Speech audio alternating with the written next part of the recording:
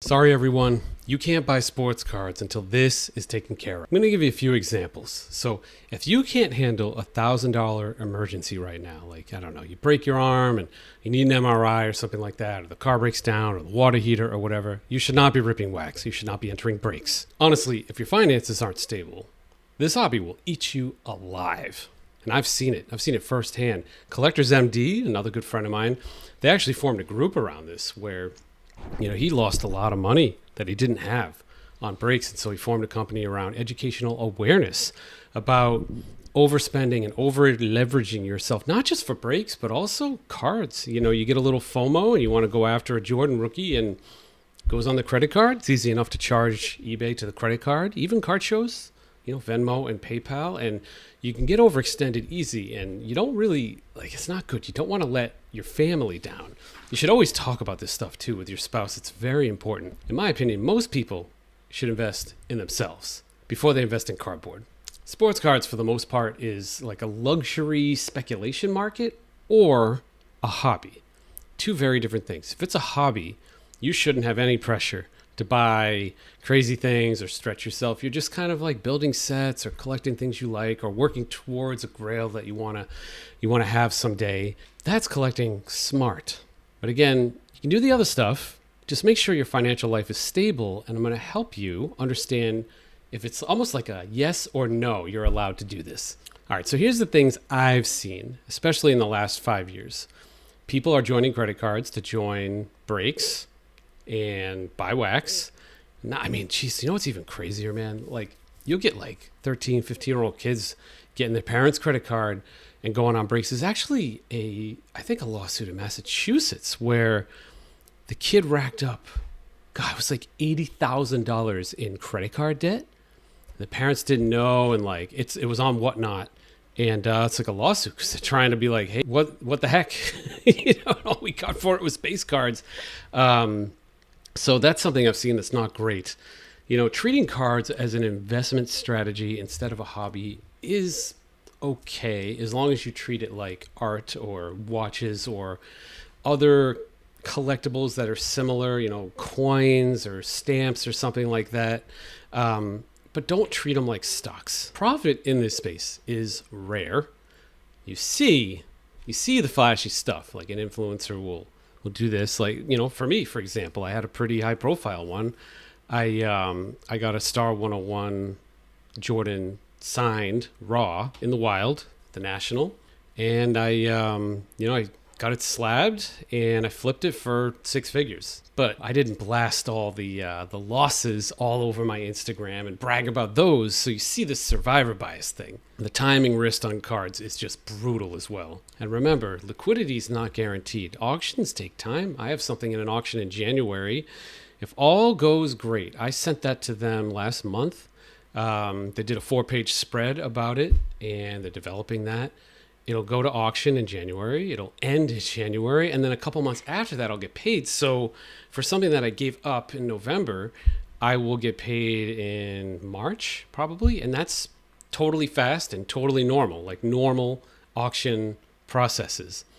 If somebody buys it and they don't pay, that could extend it.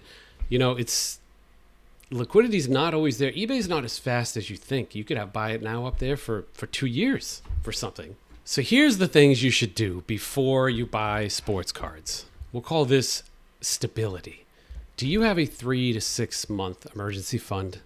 That means whatever your expenses are for this month. If you're a kid in your parents' house, it doesn't apply so much. But if you're on your own, not in your parents' house, what are your expenses per month? You should have 3 to 6 as a minimum. I've been an entrepreneur my whole life, and depending on my level of comfort with life and risk, I've had between 1 and 2 years worth of expenses. I think right now I have maybe a year and a half, just because helps me sleep at night. Obviously, I'm leaving returns on the table, but you need to have 3 to 6 month emergency fund before you do anything beyond a hobby.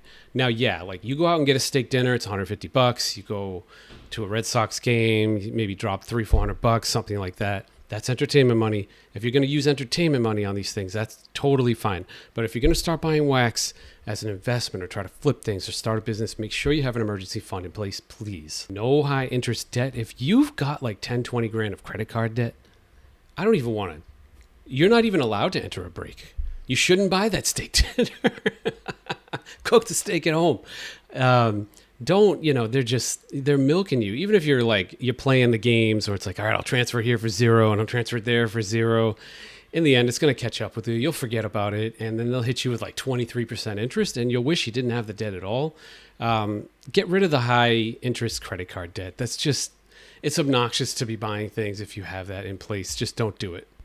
So that's stability. Now I would say you might want to have some real investing in place before you start going into collectibles.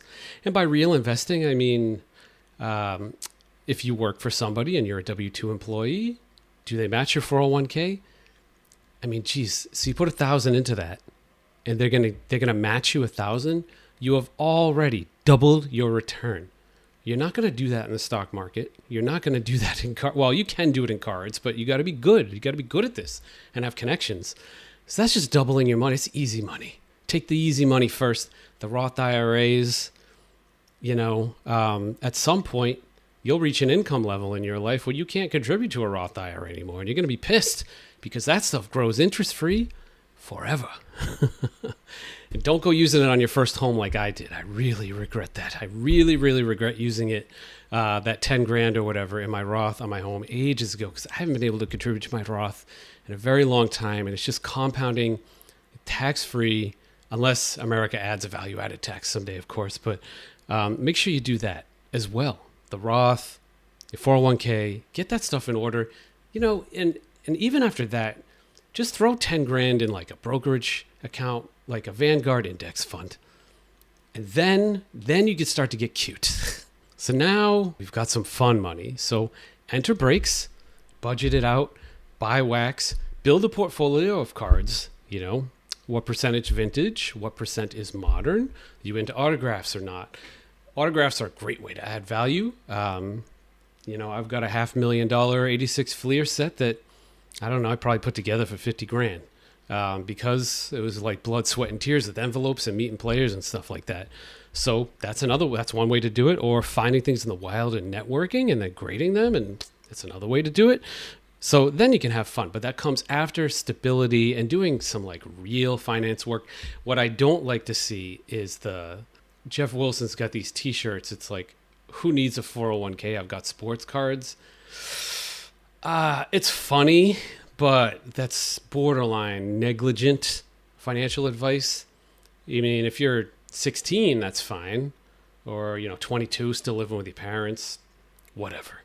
But if you're in your 30s with kids and you don't have a 401k and you're blasting money, I don't care what it's on with cards. If it's helmets signed by Tom Brady or sealed wax or whatever, you are asking for risk. It's too much risk.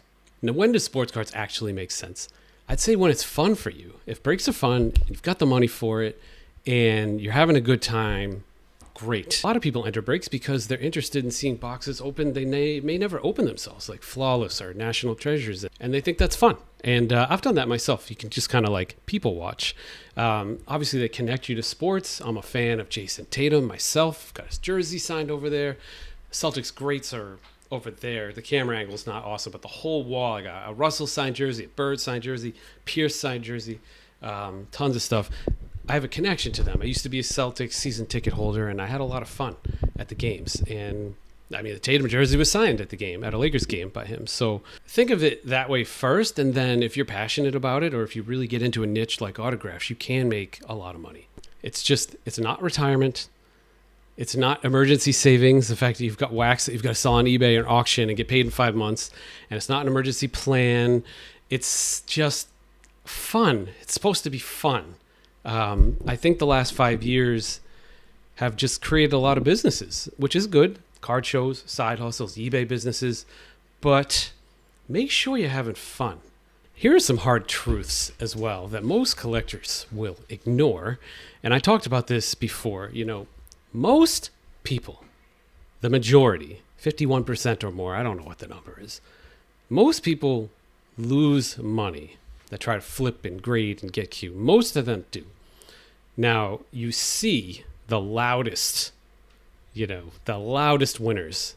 I hit this card, or Jeff will post like, look at this upcharge I got for $4,000. I had that happen to me too on the Star 101. It was good news, but it was still also bad news because I don't want to pay $4,000 to grade something, but I did willingly because I had a sale lined up. But it's funny, at the time I was actually worried about whether or not I could get six figures for that card. I ultimately did, and so I was okay with the upcharge, but it was wild. So, but I wasn't, I'm not banging the gavel and doing 30,000 view Instagram videos about like the Kareem rookies that I screwed up or like cracked out and that they're like didn't meet size specs. Like I'm not doing that. You're not seeing the chaos. You're seeing the 1%, like for the wins. And like everything in life, there's market cycles, there's hype cycles. You can see this with every product release. SpongeBob, up and then down. V-Friends, up and then down. The hottest rookie, up and then down. I mean, if I don't know, if I had more time, you could time it pretty well. But, you have cycles to these things. You have cycles to the seasons. You have injuries that happen that change things. And so just understand where you are in the cycles. That's important. To buy stuff in the off season, that's a good rule of thumb, long-term hold doesn't really apply to everything. I don't know. I've got a box of 86 Fleer right here. That's signed by Magic, Kareem, and Bird. Guess it's a long-term decoration for me, I guess, but sort of a long-term hold, I guess. The Brady signed helmet, I mean, he's probably going to sign a bazillion more, whatever. I like it. It's a decoration. A signed Russell rookie.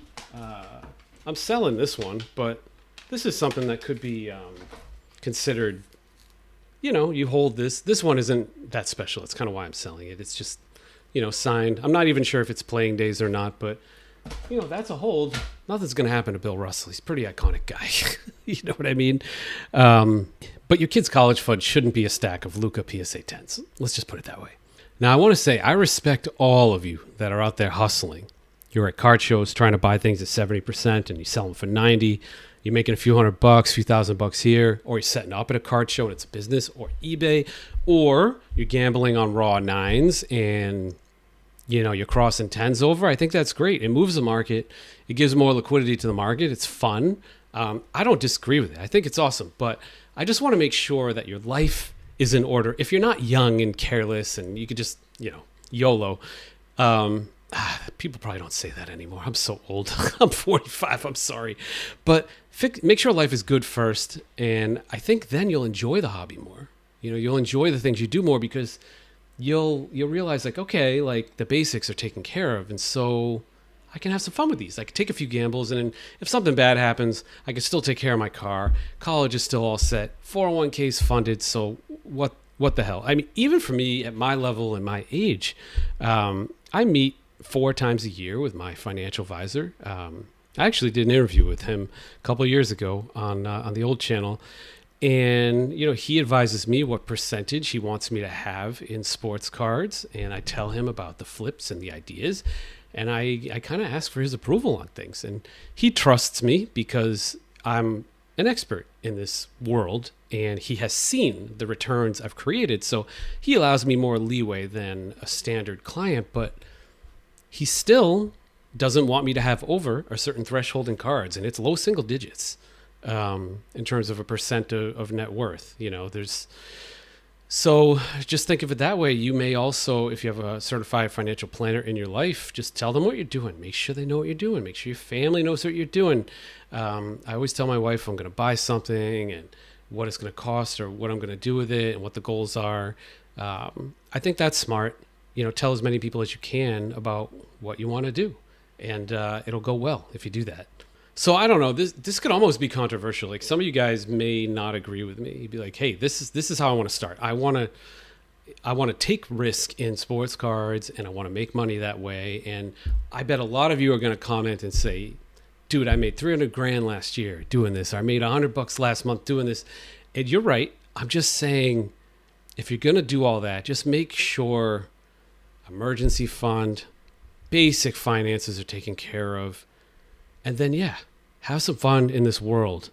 kick some doors down, make some money, contribute to sports cards. I don't know. Let me know what you guys think. Thanks, everyone.